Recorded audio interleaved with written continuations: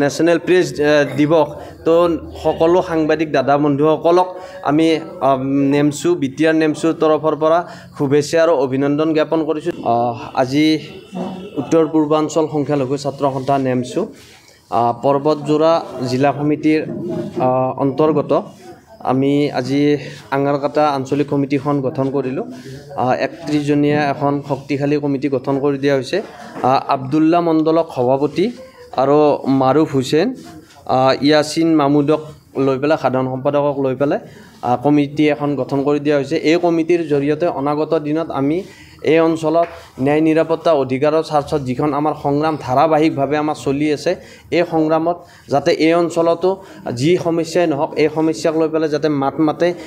এই অঞ্চলত যদি ড্ৰাগছ গাঞ্জা মদ জুৱাৰ পৰা আৰম্ভ কৰি তীৰ বাল্য বিবাহ শিশু শ্ৰমদান বহু বিবাহ যিবিলাক সামাজিকভাৱে কুপ্ৰথা চলি আছে, যিবিলাক সমাজত কুসংস্কাৰ চলি আছে, এইবিলাক বন্ধ কৰাৰ কাৰণে আৰু লগতে শিক্ষাৰ ওপৰত বিশদভাৱে আলোচনা কৰিছোঁ।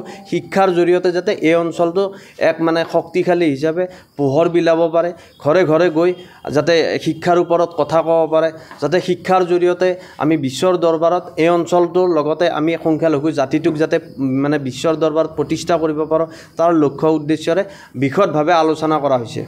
আমি বিটিআৰ সমিতি হওক আমি ধাৰাবাহিকভাৱে আমি বিভিন্ন অঞ্চলত আমি কৈ আছোঁ যিবিলাক ভূমিৰ সমস্যা আছে। আমি চৰকাৰকো আহ্বান জনাইছোঁ।